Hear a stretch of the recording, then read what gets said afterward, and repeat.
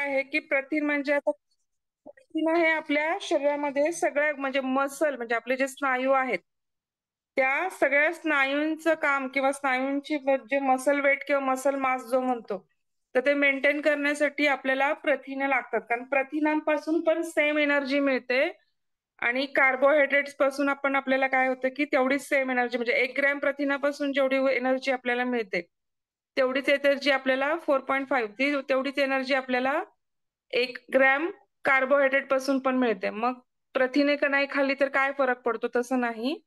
तर प्रथिनं बरीच आपल्या शरीरातलं मसल मास मेंटेन करणे किंवा शरीरातील पेशींची झीज भरून काढणे, शरीराचा वाढ आणि विकास करणे. आता पहिलं कार्यामध्ये पेशींची निर्मिती करणे सगळ्यात महत्वाचं कार्य कारण आपल्या डेली जीवनामध्ये काय होतं की आपल्या प्रत्येक पेशीचं हे दरवेळेस आपल्यामध्ये नवीन पेशींची निर्मिती होते. म्हणजे कसं होतं की पहिल्या जुन्या पेशी मरून जातात आणि परत नवीन पेशी तयार होतात. तर ही क्रिया कंटिन्युअसली चालू असते. म्हणजे आपल्या अनभिज्ञपणे ही क्रिया आपल्या शरीरामध्ये कंटिन्युअसली चालू असते. तर त्या पेशींची निर्मिती करणे आणि आपलं कसं असतं की झीज होते. वयोपरत्वे आपल्या प्रत्येक गोष्टीची झीज होते. म्हणजे आपले सेन्सरी ऑर्गन्स हळूहळू काम कमी करायला लागतात. आपला मसल लॉस होतो, मेटाबॉलिक रेट कमी व्हायला लागतो. म्हणून आपण काय म्हणतो की आफ्टर 30 किंवा आफ्टर 40 आपण शक्यतो काय म्हणतो की बाबा थोडा आहारामध्ये तोंडावरती कंट्रोल पाहिजे किंवा आपल्याला व्यायाम पाहिजे. कारण का तर आपण जेव्हा हे जिम किंवा ह्याच्यामध्ये आपण किंवा आपलंच आपण जे योगा करतो त्याला सुद्धा आता नवीन प्रकारे लोक पॅल्टेज वगैरे नाव देतात. आणि त्याच्यामध्ये काय करतात की मसल ट्रेनिंग करतात. म्हणजे काय करतात रेझिस्टन्स एक्सरसाइज करतात. आपल्या स्नायूंना काहीतरी वेट देऊन एक प्रकारचा रेझिस्टन्स डेव्हलप होतो आणि त्याच्यानुसार काय होतं की ते बिल्ट व्हायला स्नायू बिल्ट व्हायला मदत होते. स्नायू बिल्ट झाले तर मेटाबॉलिक रेट आपला वाढतो आणि आपलं वेट गेन होत नाही. तर आपलं म्हणजे त्यामुळे काय होतं तुम्ही थोडंसं जरी जास्त कमी जास्त खाल्लं तरी आपलं मेटाबॉलिक रेट जास्त असतं तर वेट गेन होत नाही आपल्याला. तर मग आपले जे सेल्युलर लेवलला जी पेशींची निर्मिती आहे तर ती पेशींची निर्मिती भरून काढायला किंवा आपल्याला त्याची झीज भरून काढायला काय होतं प्रथिनांचं अगदी महत्वाचं कार्य आहे. म्हणजे आपले सगळं शरीर जे पेशींनी बनलेलं आहे तर त्या पेशीमधील जो पेशीद्रव्य असतो इंट्रासेल्युलर जे फ्लुइड असतं ते प्रथिनांपासून बनलेलं असतं. आणि आपल्या जर शरीरामध्ये चयापचय आपण जे मेटाबॉलिझम हा शब्द वापरतो त्याला मराठीमध्ये चयापचय क्रिया म्हणतो आपण. तर त्यामध्ये काय होतं चयापचय क्रियेमध्ये पेशींची झीज होते आणि पेशींचा नाश होतो. आणि हा झालेला नाश भरून काढण्यासाठी आणि नवीन पेशींचे कार्य किंवा निर्माण करण्यासाठी आपल्याला काय करतो प्रथिनांची गरज असते. इव्हन समजा आपला ऍक्सिडेंट झाला किंवा आपली काहीतरी सर्जरी झाली तर त्या ठिकाणी काय होतं त्या पेशींना आपोआपच आपण ट्रॉमा दिलेला असतो. ऍक्सिडेंटमध्ये पेशींना ट्रॉमा होतो किंवा सर्जरीमध्ये पण आपण इन्सिजन घेतो, कट करतो तर त्या पेशींना काय होतं ट्रॉमा येतो किंवा त्याच्यामध्ये झीज होते किंवा नाश होतो. त्या पेशींचा जवळजवळ नाशच झालेला असतो.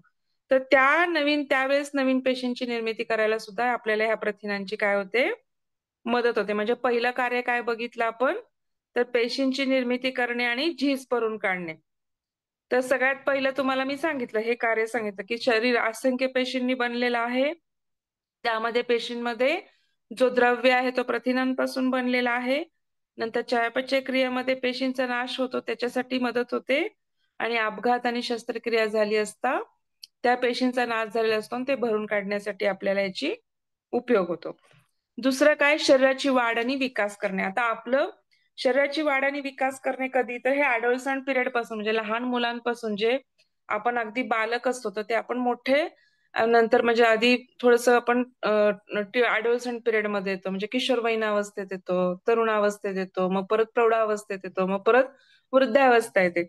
तर ह्या सगळ्यांमध्ये आपल्या शरीराची वाढ आणि काय असतं विकास होत असतो. आपली उंची वाढत असते, आपली ग्रोथ होत असते किंवा आपल्या पेशींचं कार्य होत असतं. तर सगळ्या ह्याच्यामध्ये काय होतं म्हणजे स्नायूंची वाढ होते, ग्रंथीमतचं कार्य चांगलं करण्यासाठी किंवा आपले अवयव मांसल भाग होण्यासाठी, ते आपली नखे, आपले केस, आपले दात तर ह्या सगळ्यांची निर्मिती होण्यासाठी कशाची गरज असते? प्रथिनांची गरज असते. तर या सर्व निर्मितीमध्ये काय होतं की ह्या सगळ्या गोष्टींची जर योग्य प्रकारे वाढ झाली नाही तर काय होईल? आपला विकास खुंटेल. त्यामुळे शरीरातील अवयव आपले स्नायू सुदृढ होण्यासाठी सगळ्यात महत्वाचं काम असतं प्रथिनांचं की आपले स्नायू काय करायचे सुदृढ बनवायचे.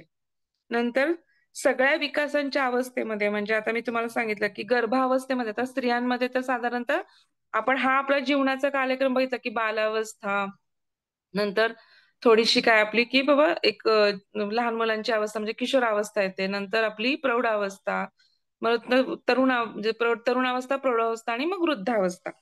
तर ह्या सगळ्यांमध्ये सुद्धा आणि इव्हन स्त्रियांमध्ये कधी तर स्त्रियांमध्ये जेव्हा ते प्रेग्नंट होतात गर्भावस्थेमध्ये किंवा लॅक्टेशन पिरियड असतो, दुग्धसर्जन काळ असतो. अं? तर ह्या सगळ्या गोष्टींमध्ये काय होते की प्रथिनांची म्हणजे आपल्या शरीराची योग्य वाढ किंवा विकास होण्यासाठी प्रथिनांची आपल्याला गरज असते. तर आता ही प्रथिनांची गरज असते जी, त्यात तिसरं कार्य काय तर आपल्या शरीरामध्ये शक्ती निर्माण करतात. तर कार्बोहायड्रेट सगळ्यात जास्त म्हणजे सगळेच कार्बोहायड्रेट पण शक्ती निर्माण करतात. तर प्रोटीन पण आपल्याला काय करतात आपल्या शरीरामध्ये शक्ती निर्माण करतात. म्हणजे स्निग्ध पदार्थांपासून 1 ग्रॅम स्निग्ध पदार्थापासून आपल्याला 9 किलो कॅलरीज मिळतात. 1 ग्रॅम प्रोटीन पासून आपल्याला 4 किलो कॅलरीज मिळतात. तसंच ह्याच्यामध्ये पण 1 ग्रॅम कार्बोहायड्रेट पासून आपल्याला 1 किलो कॅलरीज एनर्जी मिळतात. तर ह्या 3 गोष्टी ज्या आहेत त्या आपल्याला काय करतात शक्ती निर्माण करण्यासाठी मदत करतात. तुम्ही खूप दिवस उपवास केलाय किंवा तुम्हाला कधी तुम्ही अडकला कुठल्या गोष्टीमध्ये तुम्हाला जेवायला मिळालं नाही अशा ठिकाणी तुमचं ऑलरेडी म्हणजे आधी ग्लायकोजमध्ये सगळी शुगर वापरली जाते. नंतर मग प्रथिने वापरली जातात आणि मग कधी कधी फॅट मग नंतर प्रथिने पण खूप कमी व्हायला लागली तर मग फॅट वापरले जातात. तर असं हे आपल्या शरीराचं कार्य असतं. तर एक हे ग्रॅम प्रथिने 1 ग्रॅम कार्बोहायड्रेट पासून आपल्याला किती चार चार चार 4 kilo calories. Okay. 1 gram protein पासून 1 ग्रॅम कार्बोहायड्रेट पासून पण आपल्याला तेवढंच मिळतं. दोन्हीचं सेम कॅलरीज मिळतात. फक्त फॅट पासून आपल्याला 9 किलो कॅलरीज मिळतात.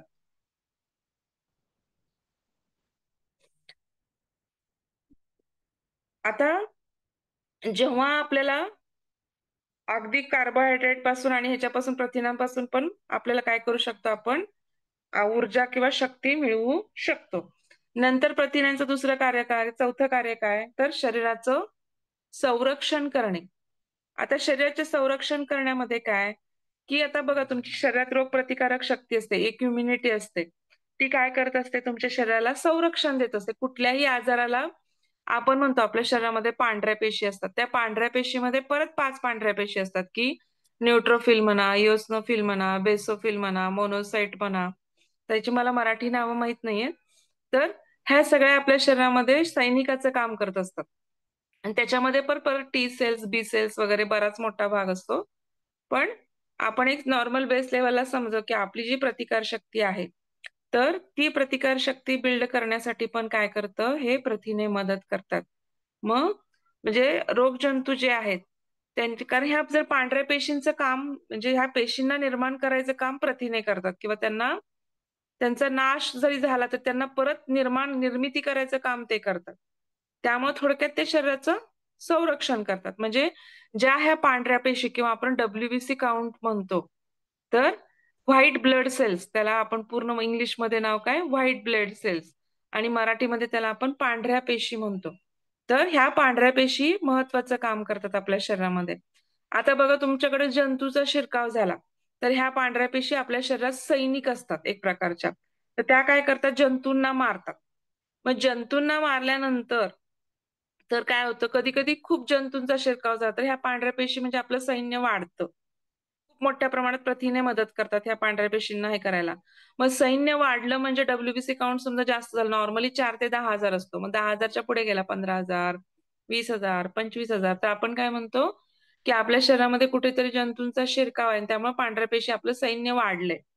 पण ह्याच्या उलट पण स्थिती असते की जंतू आपल्या पेशींना इतकं मारतात की मग तो पेशीचं पांढऱ्या पेशींचं काउंट 2 हजार, 5 हजारच्या पण खाली जातो.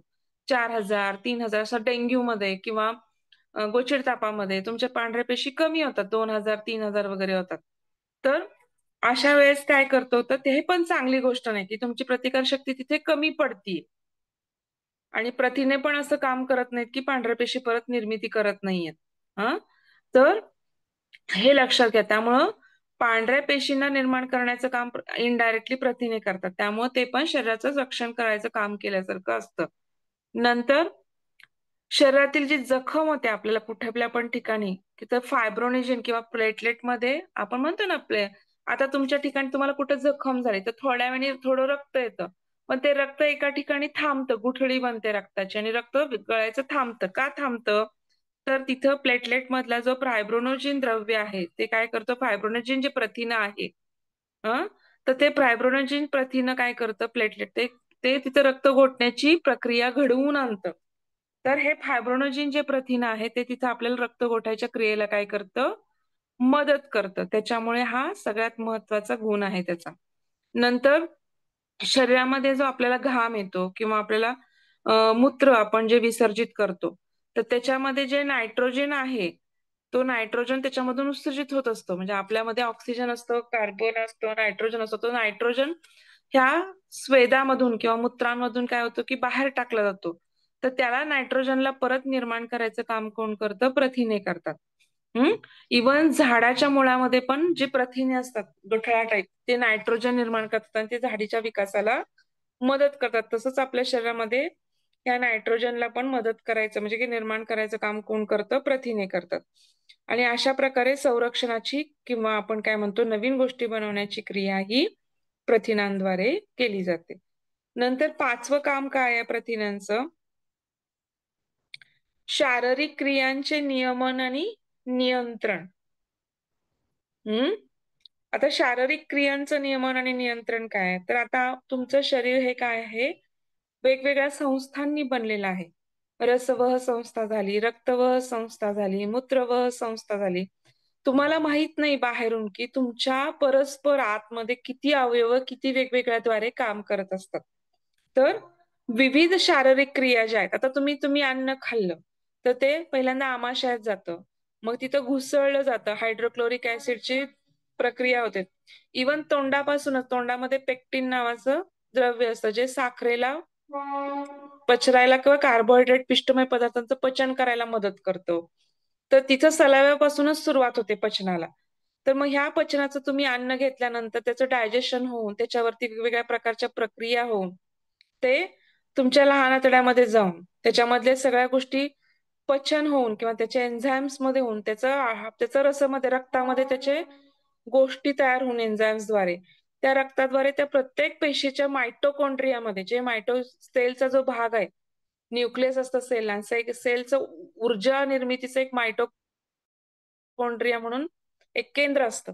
तर त्या मायटोकॉन्ड्रियापर्यंत पोहोचायचं काम काय करत असतं? ह्या शारीरिक क्रियांद्वारे नियमन होत असतं. तर ह्या सगळ्या शरीरातील ज्या ज्या क्रिया होतात, एक फक्त डायजेस्टिव्ह सिस्टीम सांगितलं. तसंच रक्तवह संस्था आहे, तसंच मूत्रवह संस्था आहे, तसंच स्नायवीय संस्था आहे, तसंच मेदवह संस्था आहे, तसंच मज्जावह संस्था आहे. तर ह्या सगळ्या संस्थेचं काम आहे प्रत्येक क्रियांचं. तर ह्याचं नियमन आणि नियंत्रण करायचं काम कोण करतं? तर हे सगळं प्रथिने करतात. म्हणजे थोडक्यात काय तर शरीरामध्ये जो पाचक रस आहे, विकर म्हणजे सगळे जे एन्झाईम आपण एन्झाईम इंग्लिशमध्ये शब्द वापरतो त्याला मराठीमध्ये विकर्स म्हणतात. तर त्या सगळ्या एन्झाईम्सची निर्मिती किंवा विकर्सची निर्मिती म्हणा किंवा आपल्या शरीरामध्ये जे प्रतिजैविक म्हणजे जे रोगप्रतिकारक शक्ती निर्माण करण्यासाठी जी द्रव्य असतात त्याला प्रतिजैविक म्हणतो. तर ती प्रतिजैविक निर्माण करण्याचं काम किंवा पचनाची शोषणाची क्रिया घडून येण्याचं काम. नंतर रक्तातील जे आम्ल अल्कलीचं संतुलन राखण्याचं आपलं जे ब्लड आहे ते ऍसिडिक पण नाही अल्कलाईन पण नाही तर न्यूट्रल त्याचं ते आम्ल ऍसिड अल्कलाईनचा एक बेस निर्माण करण्याचं काम. नॉर्मली अल्कलाईन असलं तर जास्त चांगलं की व्याधी निर्मिती होत नाही. जेव्हा ब्लड मध्ये ऍसिडिक कंटेंट जास्त होतो तेव्हा तुम्हाला आजार व्हायचे चान्सेस जास्त असतात. त्यामुळे ब्लड नॉर्मली अल्कलाईन ठेवायचं काम करणे किंवा शरीरातील अंतस्त्रावी ज्या ग्रंथी आहेत एंडोक्राईन ग्लँड्स मध्ये कुठल्या कुठल्या ग्लँड्स आलं तुमचं थायरॉइड आलं, तुमचं पिच्युटरी ग्रंथी आल्या, पिच्युटरी ग्रंथीमधून निर्माण होणारी द्रव्य आली म्हणजे तुमचं हे मेन्स्ट्रुअल सायकल जे प्रोजेस्टेरॉन, इस्ट्रोजन, नंतर तुमचे ॲड्रिनल हार्मोन्स जे वृक्क ग्रंथीवरती जे हार्मोन आले ते सगळ्या अंतस्त्रावी ग्रंथीचं कार्य इन्शुलिन आलं, थायरॉक्सिन आलं, तर ह्या सगळ्या ग्रंथीचं काम करण्यासाठी प्रथिनांची आवश्यकता असते. नंतर तुमच्या रक्तामध्ये जे हिमोग्लोबिन आहे हिमोग्लोबिन जे आपण HB म्हणतो की रक्त कमी झालं म्हणजे HB कमी झालं, तर त्या घटकांमध्ये पेशींना ऑक्सिजन जो पुरवठा होतो त्याच्यासाठी सुद्धा प्रथिनांच्या कार्याची आपल्याला जास्त गरज असते. तर आता नॉर्मली लक्षात ठेवा हे सगळी काय झाली, प्रथिनांची कार्य झाली. आता प्रथिनांच्या प्राप्तीची साधनं कोणती आहेत? प्रथिनं आपल्याला कशा कशातून मिळतात? आता प्रथिनं आपल्याला प्राणिज गोष्टींपासून पण मिळतात आणि वनस्पतीज गोष्टींपासून मिळतात. आता प्राणिज पदार्थांमध्ये कुठले कुठले पदार्थ येतात? तर मांस आलं प्राणिज पदार्थांमध्ये, मासे आले, अंडी आली, नंतर दूध, दही आणि खवा, पनीर. म्हणजे आता दूध, दही, दुधापासूनच खवा तयार होतो, दुधापासूनच पनीर तयार होतं. तर ह्या सगळ्या प्राणिज पदार्थामध्ये काय असतात? उच्च प्रतीची प्रथिने असतात. लक्षात ठेवा. ह्याच्यामध्ये मांस, मासे हे सगळे प्राणिज पदार्थ झाले. आता वनस्पतीज मध्ये कुठले कुठले आल्या गोष्टी? तर डाळी. सगळ्या प्रकारच्या डाळी आल्या. तूर डाळ, मूग डाळ, मटकी, मसूर डाळ, उडीद डाळ ह्या सगळ्यांच्या मध्ये काय असतात? प्रथिने असतात. नंतर कडधान्य. कडधान्यामध्ये मूग आले, चवळी आले, हरभरा आले, राजमा आले. त्याच्यानंतर मटकी आली, चवळी आली, मसूर आल्या, उसळ जेवढ्या प्रकारच्या सगळ्या प्रकारच्या उसळी, फुलगे आले. तर ह्या सगळ्या प्रकारची कडधान्य. आणि तृणधान्यामध्ये बाजरी आली, ज्वारी आली, गहू आला, नाचणी आली, मका आला. तर ही सगळी तृणधान्य, भात, तांदूळ हे पण तृणधान्यामध्ये आलं. तर ह्याच्यामध्ये पण आपल्याला कार्बोहायड्रेट, पण सगळ्यात जास्त आपल्याला डाळी आणि काय होतं? कडधान्यातून मिळतात. तृणधान्यामधून त्यापेक्षा कमी प्रमाणात राजमा आणि छोलेमध्ये किंवा सोयाबीन ह्याच्यामध्ये सगळ्यात जास्त प्रमाणात काय मिळतात? आपल्याला प्रोटीन मिळतात. नंतर तेलबिया. आता तेलबिया म्हणजे कुठल्या कुठल्या तेलबिया? म्हणजे आता ज्याच्या ज्याच्यापासून तेल निघतं, मग ते तीळ असू देत, नंतर तुमचे बदाम असू देत, म्हणजे आल्मंड असू देत, शेंगदाण्यापासून तेल निघतं, तर शेंगदाण्यामध्ये पण प्रोटीन असतात, शेंगदाण्याच्या तेलामध्ये पण प्रोटीन्स मिळतात आपल्याला. त्याच्यानंतर सूर्यफूल, जवस, कारळे, करडई ह्या ज्याच्या ज्याच्यापासून तेल निघतं, तेलबिया किंवा तर शक्यतो आपण तीळ वापरू शकतो घरामध्ये, किंवा आपण साधारणतः शेंगदाणे वापरू शकतो, जे जास्त प्रमाणामध्ये शेंगदाण्यामधून पण मिळतात. इव्हन बदाम, अक्रोड. तर ह्या सगळे जे पदार्थ आहेत त्याच्यामधून पण काय म्हणतात? आपल्याला चांगल्या प्रकारे प्रथिने मिळतात. पण ह्यांना आपण काय म्हणतो? दुय्यम दर्जाची प्रथिने म्हणतो. जसं प्राणिज पदार्थातून आपल्याला जास्त प्रमाणात प्रथिने मिळतात किंवा जास्त प्रकारचे अमिनो ऍसिड्स असतात, आपण 13 प्रकारचे, तर ते सगळेच्या सगळे तृणधान्य आणि कडधान्यातनं 13च्या 13 प्रकारचे किंवा 14 प्रकारचे मिळत नाहीत, म्हणून आपण त्यांना दुय्यम दर्जाची म्हणतो. नाहीतर असं त्यांना दुय्यम दर्जाचे म्हणायचं बाकी काही कारण नाही, कारण एखादं दुसरं प्रोटीन त्याच्यामध्ये कमी असतं, म्हणून आपण त्यांना दुय्यम प्रोटीन असं म्हणतो. तर आता प्रामुख्याने आपण हे काय बघितलं, कशा कशापासून आपल्याला प्रथिने मिळतात. आता लक्षात घ्या की प्रथिनं किती घेतली पाहिजेत, तर काहीतरी क्वांटिटी पाहिजे ना. तर आता लक्षात ठेवा की साधारणतः तुमचं वजन जेवढं आहे तेवढ्या वजनाच्या प्रमाणात तुम्हाला प्रथिने लागतात. म्हणजे तुमचं वजन जर 50 किलो आहे तर तुम्हाला डेली दररोज 50 ग्रॅम प्रथिने लागतात. हे लक्षात घ्या. तुमचं वजन 60 किलो आहे तर तुम्हाला 60 ग्रॅम प्रथिने लागतात. तुमचं वजन जर 70 किलो आहे तर तुम्हाला 70 ग्रॅम प्रथिने लागतात. पण काही ठिकाणी जास्त प्रमाणात लागू शकतात. म्हणजे तुम्ही गर्भावस्थेत आहात, किंवा तुम्ही मुलांना लॅक्टेशन करता आहात, किंवा तुम्ही ऍडोलसंट पिरियड मध्ये आहात, की बाबा ज्यावेळेस तुमची वाढ खूप झपाट्याने होते, म्हणजे तुम्ही किशोरवयीन अवस्थेतली जी मुलं आहेत, टीनेज मुलं म्हणतो आपण, ती साधारणतः 12 ते 18 वर्षामध्ये, की तुमच्या शरीराची ग्रोथ झपाट्याने उंची वाढत असते, झपाट्याने तुमच्या शरीरामध्ये बदल होत असतात, हार्मोनल बदल होत असतात. तर अशा वेळेस प्रथिनांची जास्त गरज असते आपल्याला. इव्हन तुमच्या उंची वाढवायला पण प्रथिनांची आपल्याला जास्त. आपल्या भारतीय संस्कृतीमध्ये प्रथिने जास्त प्रमाणात खात नाही आपण. कार्बोहायड्रेट आपल्याकडे 60% प्रमाणात असतात, 30% प्रमाणामध्ये आपल्याकडे प्रथिने वापरली जातात आणि 10% प्रमाणात मग बाकीच्या गोष्टी येतात. तर तसं न करता थोडस आपल्याला कार्बोहायड्रेट, ज्यांचं वेट जास्त आहे त्यांनी काय केलं पाहिजे की कार्बोहायड्रेटचं प्रमाण 40% करून प्रथिनांचं प्रमाण आपल्याला 50 ते 60%, 50% करणं तरी कमीत कमी गरजेचं आहे. आता साधारणतः लिहून घ्या की बाबा जे लहान मुलं आहेत 0 ते 6 महिन्यापर्यंत त्यांना आपल्याला साधारणतः 1.16 किलोग्रॅम पर वजनाप्रमाणे मी तुम्हाला सांगितलं ना की साधारणतः प्रत्येक किलोला 1 ग्रॅम असं पकडा म्हणून मी सांगितलं. इथं शिशूमध्ये मात्र त्यांनी 1.16 ग्रॅम लिहिले पर किलोग्रॅम वजनाप्रमाणे. मग समजा त्या बाळाचं वजन 3 किलो आहे तर त्याला प्रत्येक ग्रॅम 1.16 ग्रॅम म्हणजे त्याला साधारणतः 16 × 48 ग्रॅम म्हणजे 3 ग्रॅम किंवा 3.48 ग्रॅम प्रोटीन्स त्याला लागणार शिशूला 0 ते 6 महिन्याला.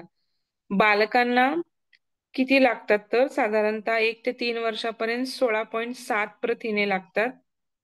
नंतर जे 10 ते 12 वर्षातली मुलं आहेत त्यांना काय लागतं 40 ग्रॅम पर किलोग्रॅम लागतं म्हणजे 40 ग्रॅम पर डेली प्रथिने लागतात 40 ग्रॅम रोजची. 16 ते 18 वर्षाच्या मुलांना म्हणजे साधारणतः 13 वर्षापासून ते 16 ते 18 वर्षापर्यंतच्या मुलांना 55.5 लागतात साधारणतः प्रथिने रोजची डेली एन्व्हायरमेंट. नंतर प्रौढ पुरुषामध्ये समजा 60 किलो वजन आहे तर 60 ग्रॅम प्रथिने लागणार. प्रौढ स्त्रीचं वजन 55 किलो आहे तर तिला 55 ग्रॅम प्रथिने लागणार. आणि स्तनदा माताचं फक्त वेगळं आहे लिहून घ्या.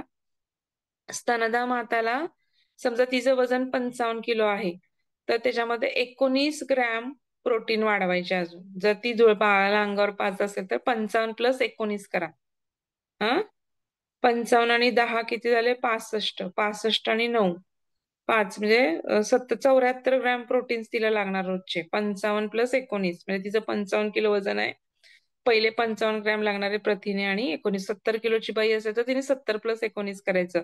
60 किलोची बाई असेल तर तिने 60 + 19 करायचं. आलं का लक्षात? नंतर हे बाळ कधीपर्यंत आपण हे वापरायचं तर बाळ साधारणतः 6 महिन्याचं होईस्तोपर्यंत 6 महिने ते 12 महिन्याचं होईस्तोपर्यंत आपण हे प्रथिनांचं प्रमाण एवढंच ठेवायचं हे लक्षात घ्या.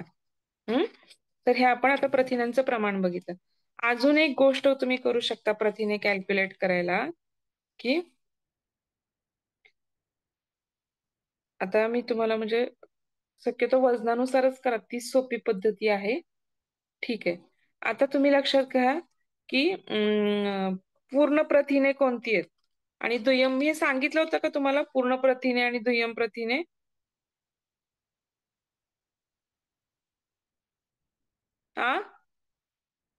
नत्रावल्याच्या प्रमाणानुसार वर्गीकरण करताना संपूर्ण प्रथिने, अपूर्ण प्रथिने, रासायनिक संघटनानुसार साधी प्रथिने, संयुक्त प्रथिने आणि उत्पादित प्रथिने हे स्वतः सांगितलं होतं का मी सगळं? नाही मॅडम नाही. बर. आता मी नत्राम्लाच्या प्रमाणानुसार आपण जे दर्जानुसार जे वर्गीकरण केलं होतं तर कम्प्लीट प्रोटीन कुणाला म्हणतात किंवा पूर्ण प्रथिने कुणाला म्हणतात तर ज्याच्यामध्ये सगळ्या प्रकारचे नत्राम्ल असतात किंवा अमिनो ऍसिड. नत्राम्लाला इंग्लिशमध्ये अमिनो ऍसिड्स म्हणतात. त्यामुळे काय होतं की पेशींची वाढ आणि विकास सगळ्या प्रकारचे नत्राम्ल मिळाले की आपल्या पेशींची वाढ किंवा विकास योग्य प्रमाणात होतो. म्हणजे आता मांस, मासे, अंडी, दूध आणि दुधाचे पदार्थ हे जे प्राणी पदार्थ आहेत ही सगळी कम्प्लीट प्रोटीन्स मध्ये येतात. पनीर आलं त्याच्यामध्ये, मांस आलं, मासे आले, अंडी आले, दूध आले. आता औषध किंवा दुय्यम दर्जाच्या प्रथिनामध्ये काय येतं की हे सगळे डाळी, कडधान्ये, तूर, मूग, हरभरा, उडीद, सोयाबीन, मटकी त्याच्यामध्ये साधारणतः 1 किंवा 2 नत्राम्लाचा अभाव असतो म्हणून त्यांना अंशतः किंवा दुय्यम दर्जा. त्यांना का म्हणतात अंशतः किंवा दुय्यम? जे काही आपण 14 प्रकारचे प्रोटीन्स बघितलेत त्याच्यामधली 1 किंवा 2 नत्राम्ल त्याच्यामध्ये नसतात म्हणून त्यांना काय म्हणतात दुय्यम दर्जाचे म्हणतात. मग त्याच्यामध्ये तूर, मूग, हरभरा, उडीद, सोयाबीन, मटकी, गहू, तांदूळ, ज्वारी, डाळी सगळं त्याच्यामध्ये आलं. त्याच्यानंतर निकृष्ट दर्जाची प्रथिने ज्याच्यामध्ये बऱ्यापैकी खूपच कमी प्रमाणामध्ये प्रोटीन्स असतात. अशा प्रकारे मध्ये कुठलं येतात तर कंदमुळे, पालेभाज्या, मका पण त्याच्यामध्ये येतो बऱ्यापैकी. नंतर झिन म्हणून एक पदार्थ येतो GAIN झिन. नंतर जिलेटिन जे वापरतात केक मध्ये किंवा बऱ्याच गोष्टींमध्ये जिलेटिन, पेस्ट्रीमध्ये वापरलं जातं जिलेटिन. तर ते जिलेटिन मध्ये पण प्रथिने काय असतात की नसतात. बऱ्यापैकी नत्राम्लाचा अभाव असतो. जैविक मूल्य नसतात त्याच्यामध्ये. त्यामुळे ह्यांना निकृष्ट थोडक्यात मका, कंदमुळे आणि पालेभाज्या याच्यामध्ये एकदम इनकम्प्लीट म्हणजे अजिबातच खूप प्रकारे खूप कमी प्रमाणात किंवा 7 ते 8 अमिनो ऍसिड्स किंवा नत्राम्ल नसतात. मग आता रासायनिक हे आपण कशानुसार बघितलं तर प्रमाणानुसार बघितलं किंवा त्याच्या वर्गीकरणानुसार दर्जानुसार बघितलं. आता रासायनिक संघटनानुसार रासायनिक म्हणजे काय तर केमिकल कंपोजिशन काय आहे पदार्थाचं. हा तर त्याच्यानुसार काय करू शकतो आपण त्याचे 3 प्रकार केलेत. केमिकल रासायनिक संघटनानुसार कुठले केलेत साधी प्रथिनं संयुक्त प्रथिनं आणि उत्पादित प्रथिनं. आता तुम्हाला बघा बाजारामध्ये वेगवेगळ्या प्रकारचे प्रोटीनचे डबे येतात. तर त्याच्यामधनं काढून आपल्याला प्रोटीन्स तयार केले जातात. तर साधी प्रथिनामध्ये कोणकोणती येतात की ज्याच्यामध्ये जलविघटन केलं जातं. आता हे जे वाटाणा आहे किंवा अंड्यातलं अल्ब्युमिन आहे ह्यांना काय केलं जातं कोरडं त्याच्यातलं पाणी काढून जास्त दिवस टिकावं म्हणून काय केलं जातं त्याच्यातला पाण्याचा अंश काढून घेतला जातो आणि त्यांना ड्राय केलं जातं. त्यांना साधी प्रथिन आता उदाहरणार्थ अंड्यातील जे अल्ब्युमिन आहे गव्हातील ग्लायडिन आहे मक्यातील झिन आहे मक्यात जे झिन नावाचा पदार्थ असतो त्याच्यात आहे दुधातील लॅक्टो अल्ब्युमिन आहे मटारमधील लेग्युमिन आहे. आता लक्षात घ्या नावं घ्या अंड्यातील अल्ब्युमिन पटापटा लिहून घ्या. अंड्यात काय आहे अल्ब्युमिन नावाचं प्रोटीन असतं ते वेगळं काढलं जातं. गव्हातील काय बाजूला काढलं जातं ग्लायडिन मक्यातील झिन मक्यातील झिन दुधातील काय बाजूला काढलं जातं लॅक्टो अल्ब्युमिन आणि मटारमधील काय बाजूला काढलं जातं लेग्युमिन काढलं जातं.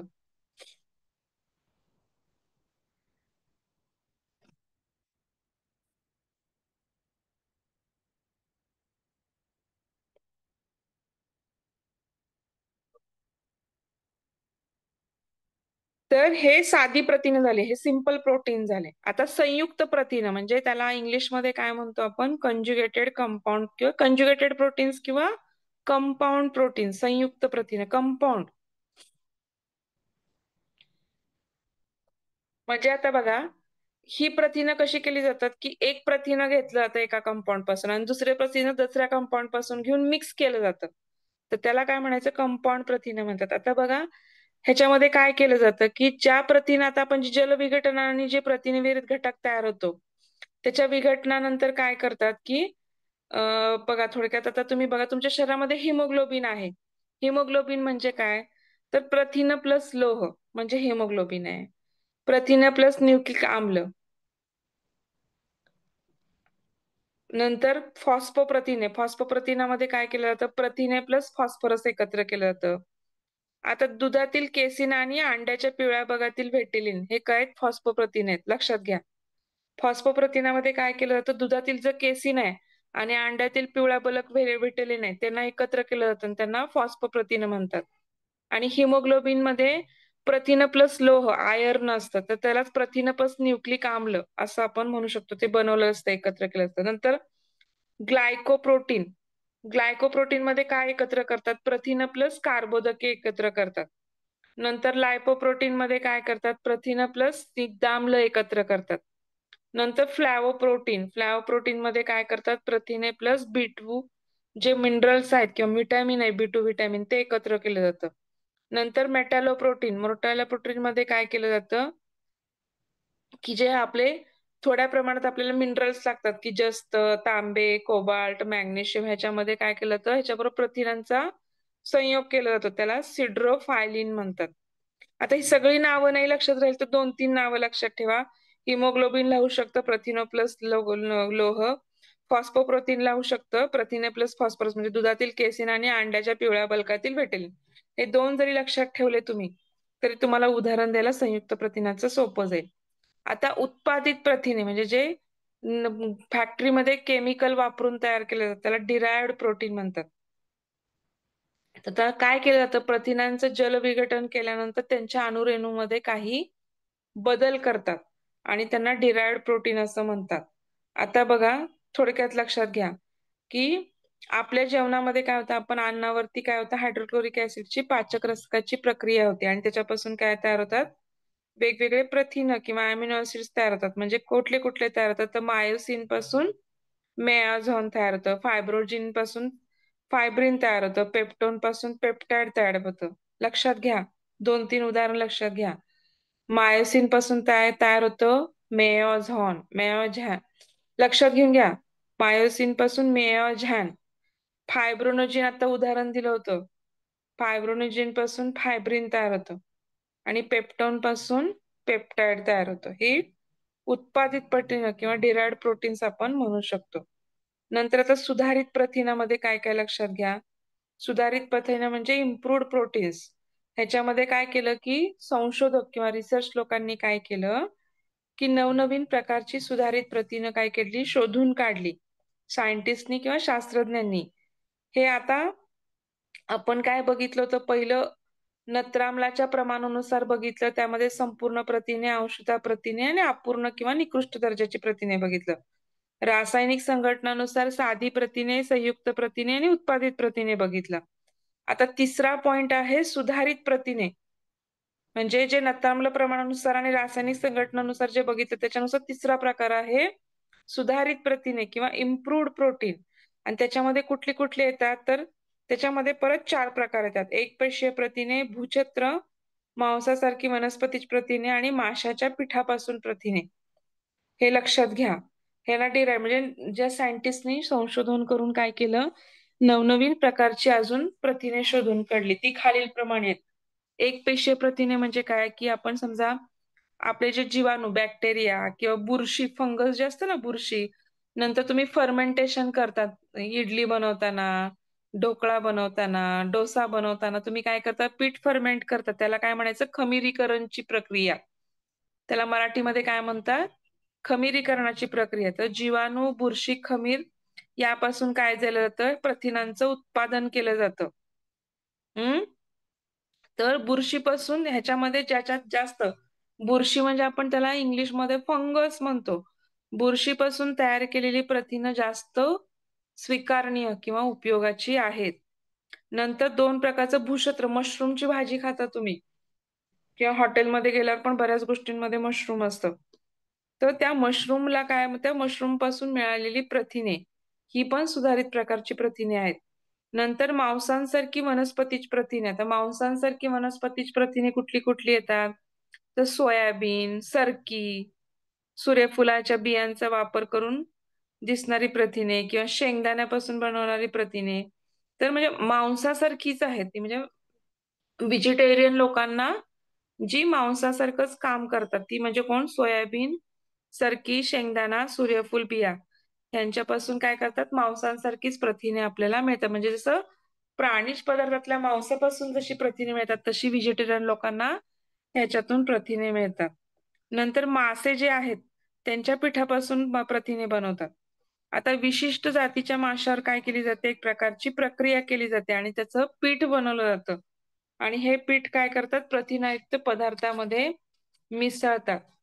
तर ही पण प्रथिने काय असतात, सुधारित प्रथिनांमध्ये येतं हे पण. त्याच्यानंतर पूर्ण प्रथिने, 5वा प्रकार काय यातला, चौथ्यानंतर 5वा प्रकार सुधारित प्रथिनामधला, की बघा आता तुम्ही भाज्या किंवा फळांची पाने खाण्यासाठी काय केलं जातात, उपयोगात घेतली जात नाहीत. आता तुम्ही लक्षात ठेवा, तुम्ही काय करता, केळाच्या झाडाची फक्त केळी खाता किंवा बटाट्याच्या झाडाची फक्त बटाटे खाता, वाटाण्याच्या झाडाचे नुसतं वाटाणे खाता किंवा गाजराच्या झाडे फक्त गाजर खाता. पण समजा त्यांच्या पाण्यामध्ये जर ते रस काढून आपण केलं, ते रस काढतात पानांचा त्या झाडांच्या आणि ते गरम करून काय करतात, त्यांची प्रथिनं तयार केली जातात. तर त्याच्यामध्ये पण जास्त प्रमाणात प्रथिने असतात. आपण ती काही वापरत नाही. केळाची पानं आपण फक्त जेवणाला वापरतो, पण ती खातो का आपण, नाही. तर त्याच्यामध्ये त्याचं गरम करून काय केलं जातं, त्याच्यापासून त्यातली प्रथिने काढून घेतली जातात. नंतर 6वा प्रकार काय, प्रथिने समृद्ध पदार्थ. जे प्रथिनांनी समृद्ध असे पदार्थ आहेत. कुठले कुठले तर गहू, हरभरा, शेंगदाण्याची पेंड, दूध पावडर.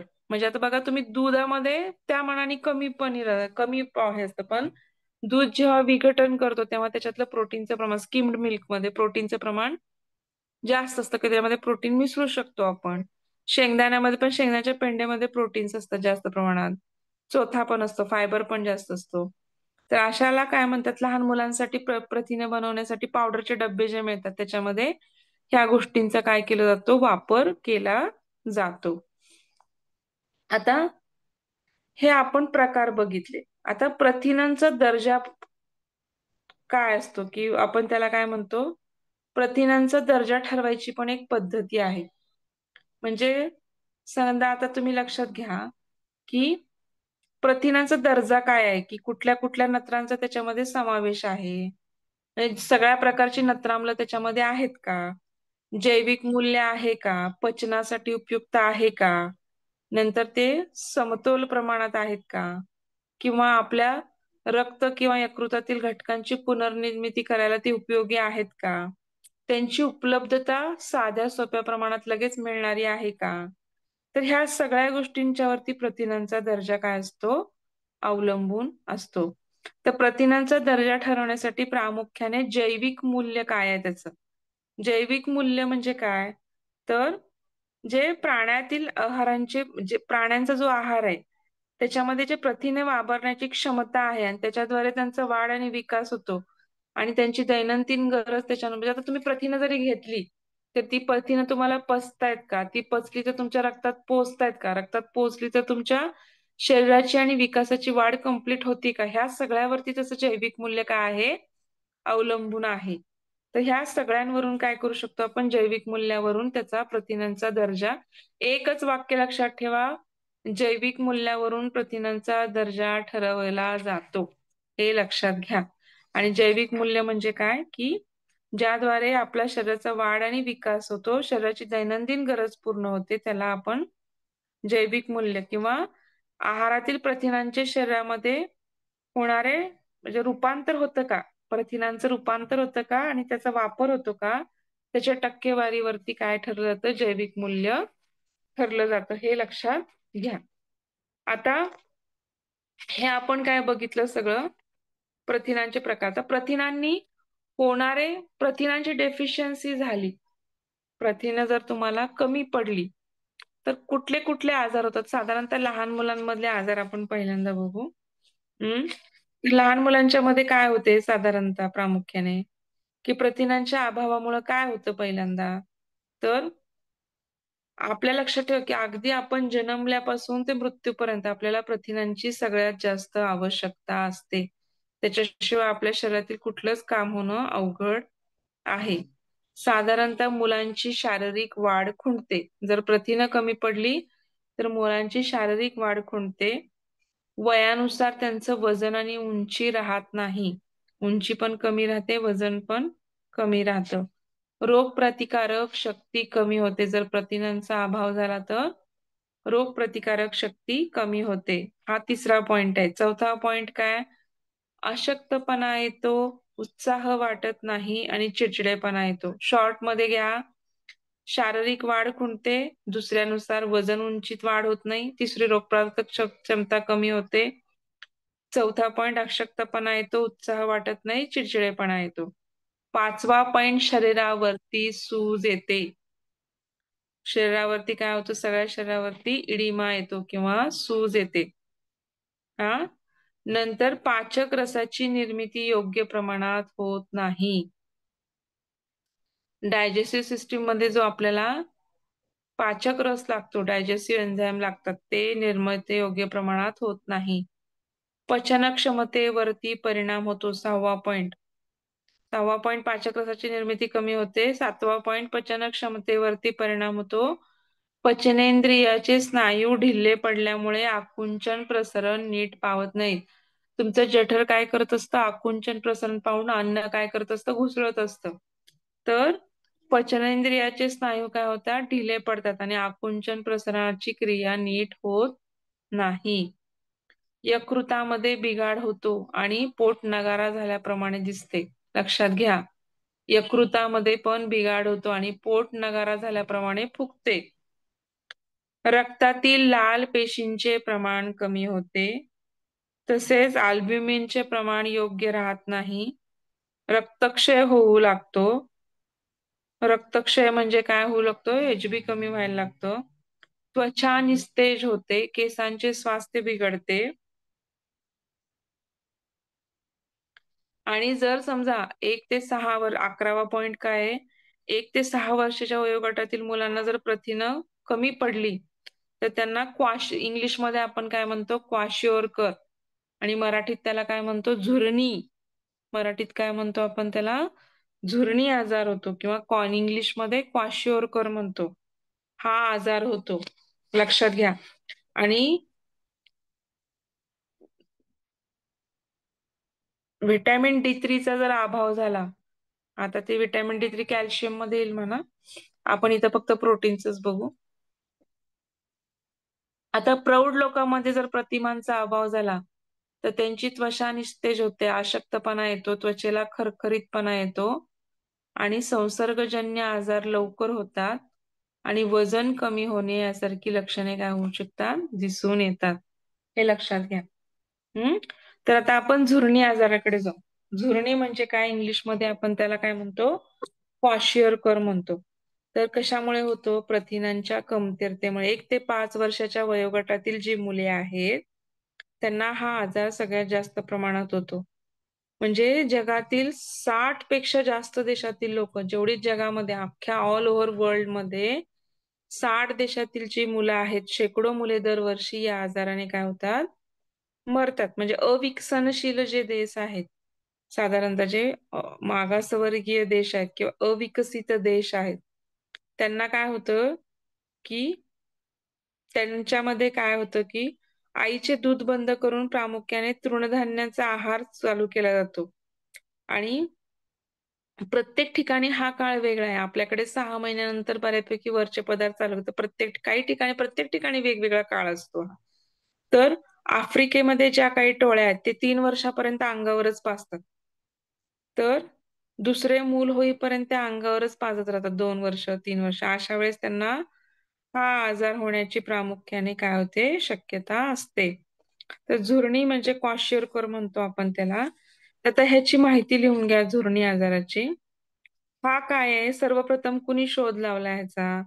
तर सर्वप्रथम 1935 मध्ये डॉक्टर सिसले विल्यम, लक्षात घ्या, कुणी लावला?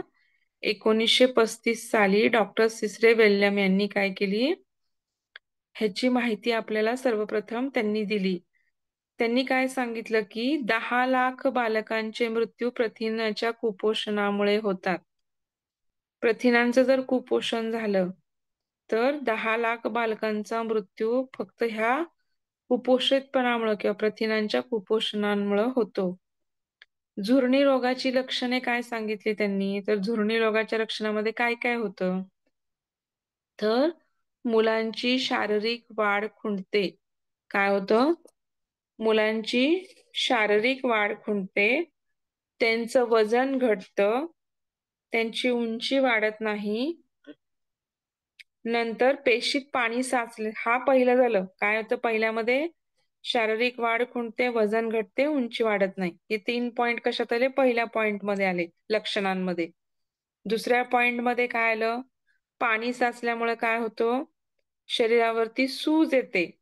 पहिल्यांदा ती सूज पायावरती येते, नंतर हळूहळू हात आणि चेहऱ्यावरती दिसायला लागतो. चेहरा पूर्ण गोलाकार दिसतो, मून फेस सारखा दिसायला लागतो. आणि सिरम अल्ब्युमिनचं प्रमाण काय होतं?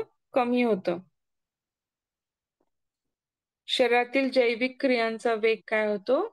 मंदावतो. आपल्या शरीरात ज्या काही क्रिया होतात फिजिओलॉजिकल, त्या सगळ्यांचा क्रियांचा वेग काय होतो? मंदावतो.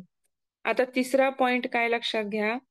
त्वचा आणि केसावरती काय परिणाम होतात? त्वचा कोरडी खरखरीत होते, त्वचेचा रंग बदलतो, लाल आणि काळे डाग पडतात त्वचेवरती, ओठ कोरडे पडतात, केस विरळ होतात, कडक होतात, केसांचा रंग बदलतो, केस लाल आणि भुरकट दिसायला लागतात आणि सहज ओढले असता सुद्धा मुळापासून काय होतात? केस निघून येतात.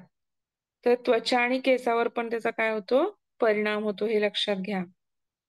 नंतर मांसपेशीचा ऱ्हास होतो. चौथा पॉइंट कोणता आहे? आपले जे काही शरीरातील स्नायू आहेत किंवा मांसपेशी आहेत त्यांचा ऱ्हास होतो. त्याची वाढ खुंटते, स्नायूंची वाढ खुंटते. नंतर हाडे कमकुवत होतात. हाडे काय होतात? कमकुवत होतात आणि त्यामुळे काय होतात? हातपाय बारीक काड्यांसारखे किंवा दंडपाय दिसायला लागतात. नंतर 5वा पॉइंट काय? मुलांची पचन संस्था योग्य प्रकारे डायजेस्टिव्ह सिस्टीमचं काम योग्य प्रकारे होत नाही. प्रथिनांच्या अभावी आपलं पचन नीट होत नाही आणि काय होतं त्यामुळे यकृताचा आकार वाढतो. आपल्याला उलट्या व्हायला लागतात. शौचाला किंवा शीला पातळ व्हायला लागते.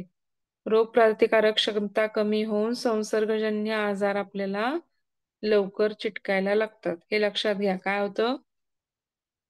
स्निग्ध पदार्थ यकृतात जमा होतात. त्यामुळे फॅटी लिव्हर सारखा आकार येतो लिव्हरला. उलट्या व्हायला लागतात. शौचाला पातळ होते. रोगप्रतिकारक क्षमता कमी झाली की संसर्गजन्य आजार होतात आणि अशा प्रकारे काय होतं की मुलांची पचनसंस्था पण योग्य प्रकारे काम करत नाही.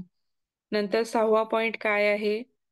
प्रथिनांच्या अभावामुळे हिमोग्लोबिन पण तयार होत नाही नीट प्रमाणात आणि त्यामुळे रक्तक्षय किंवा ॲनिमिया होतो आणि जीवनसत्वाची कमतरता निर्माण होते. नंतर 7वा पॉइंट कोणता आहे? तर ह्या सर्व गोष्टींमुळे काय होतं, की मूल काय होतं, चिडचिडं होतं. सारखं चिडचिड करायला लागतं. मानसिक पण परिणाम हे दाखवायला लागतात मग शरीराचे. उदास राहायला लागतं बाळ. उत्साह नसतो कुठल्याही काम करण्यामध्ये. सारखं निरुत्साही असतं आणि बौद्धिक आणि मानसिक सुद्धा स्वास्थ्य बिघडतं. म्हणजे बुद्धी पण नीट काम करत नाही. म्हणावी तशी चांगली शार्प बुद्धी राहत नाही आणि मनाचं स्वास्थ्य पण आपलं काय होतं, बिडबड चिडचिडं, उदासी, डिप्रेशनमध्ये असल्यासारखं राहायला लागतं. आता ह्याच्यामध्ये आपण जे बघितलं झुरणी, त्याच्यामध्येच दुसरा प्रकार आहे झुरणी मॅरस्मस. झुरणी मॅरस्मसमध्ये काय होतं, की आता झुरणीमध्ये फक्त प्रथिनांचा अभाव असतो. झुरणी मॅरस्मसमध्ये प्रथिनांचा तर अभाव असतो, परंतु उष्मांक म्हणजे जे कॅलरीज घेतो आपण जेवणामध्ये त्याचा पण अभाव असतो या मुलांच्यामध्ये आणि त्या मुलांना काय होतं, की झुरणी मॅरस्मस रोग होतो. म्हणजे प्रथिनं तर कमी आहेतच आहेत, पण त्याच्या प्रमाणात काय होतं, की त्यांचा आहारच इतका कमी प्रमाणात असतो, की त्यांना खायलाच मिळत नाही किंवा असे खूप कमी खालच्या लेव्हलच्या विकसित देशामध्ये ज्यांना कधीतरी खायला मिळतं. गरिबीची दारिद्र्य रेषेखालचे लोकं आहेत, त्यांना कधीतरी खायला मिळतं. अशा लोकांना काय होतो, हा रोग होतो. लहान मुलांमध्ये ह्याचं प्रमाण जास्त दिसून येतं.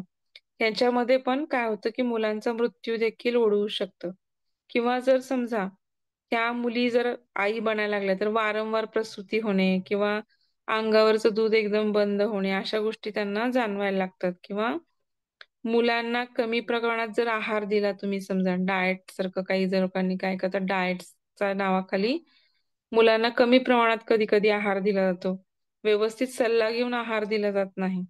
अशा वेळेस पण काय होतं, की आपण आपोआपच काय होतं, की त्याच्यामुळं त्यांना मालन्यूट्रिशन सारखं गोष्ट दिसायला लागते किंवा एकाच प्रकारचं अन्न काही मुलं खातात, की मला हे आवडत नाही, मला ते आवडत नाही म्हणून एकाच प्रकारचं अन्न खाणे किंवा गरिबी ह्या सगळ्या गोष्टींच्यामुळे काय होतं उष्मांकाची गरज आपली काय होत नाही, पूर्ण होऊ शकत नाही. म्हणजे कॅलरीज ज्या तुम्हाला गरज आहे ऊर्जा निर्माण करण्यासाठी, त्या कॅलरीजच मिळत नाहीत. मुले काय होतात रोडावतात त्याच्यामुळे, बारीक होतात, भूक लागत नाही आणि काय होतं कुपोषण होतं.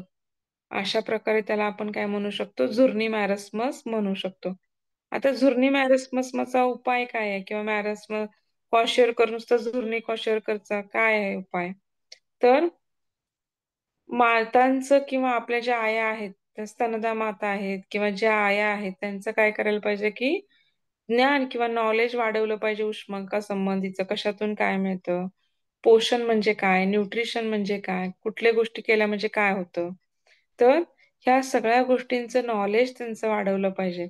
मग आपोआपच त्यांचं ज्ञान वाढवलं, की त्या मुलांच्या आहारामध्ये त्या गोष्टी अंतर्भूत करतील. मुलांच्या आहारामध्ये भरपूर काय केला पाहिजे शक्यतो दुधाचा वापर, अंड्याचा वापर, मांस-माशांचा वापर किंवा तुम्ही तृणधान्य आणि समजा तुम्ही नॉन-व्हेज खात नाही, तर तृणधान्य आणि डाळींचा वापर मिश्रण करून वापरलं पाहिजे असं.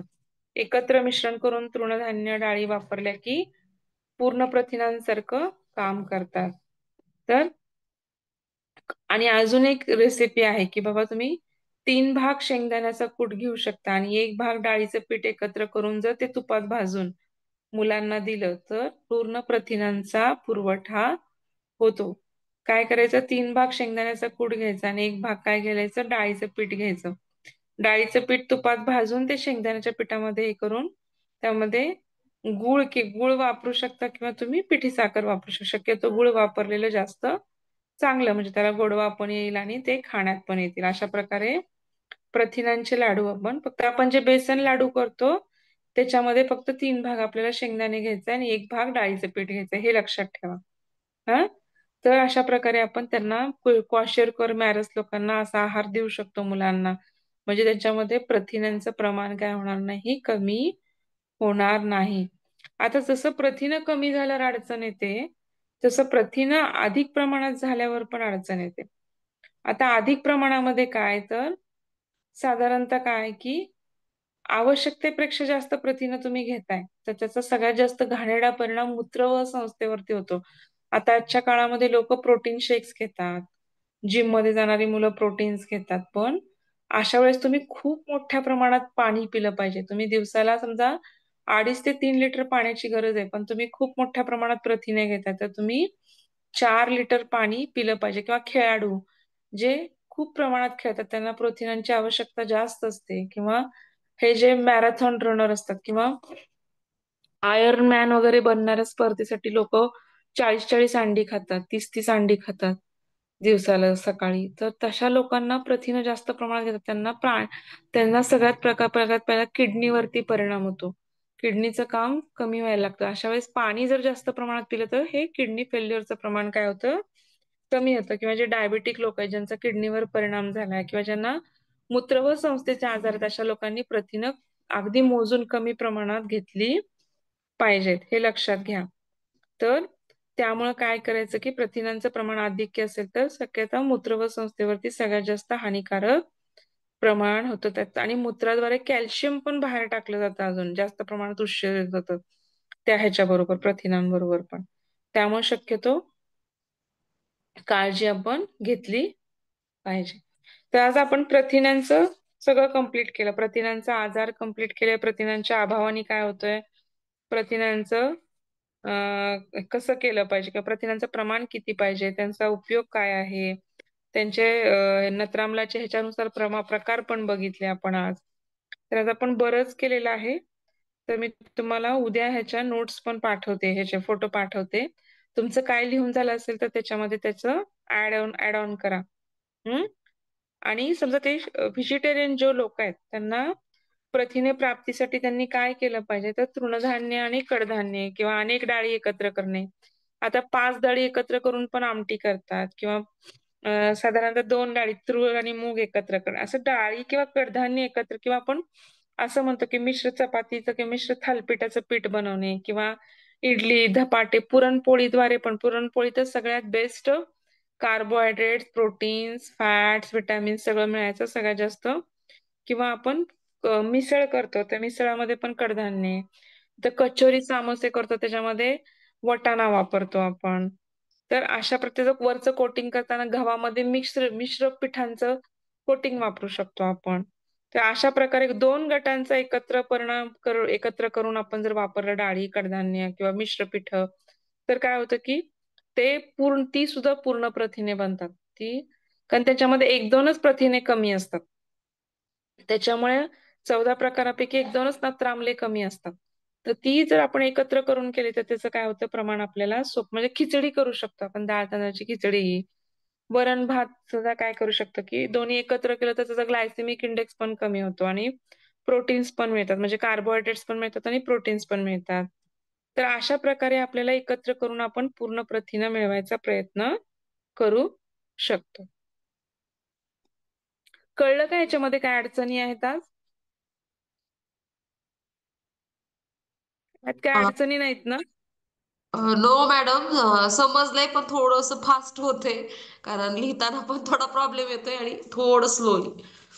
बरं, मग आता उद्यापासून काय करू मग? मी स्लो घेईन, आज जरा फास्टच झालं, माझ्या लक्षात नाही आलं. मला पण आता लक्षात आलं की खूप फास्ट संपवलं मी, खूप पॉइंट कव्हर केले आणि खूप फास्ट संपवलं. तर उद्यापासून मी जे स्निग्ध पदार्थ घेणार आहे त्याच्यामध्ये मग मी जरा स्पीड कमी करते. हा, चालेल. ओके. आणि हा, थोडं ह्याच्या नोट्स पाठवून देते. म्हणजे तुमचं जे काही राहिलंय ते तुम्ही पॉइंट डाउन करा. फक्त समजलंय ना, नाहीतर मग थोडं उद्या ह्याच्यातलं पहिल्या लेक्चरला थोडं रिपीट करेन, नाहीतर काही समजलं नसेल तर. Okay, okay madam.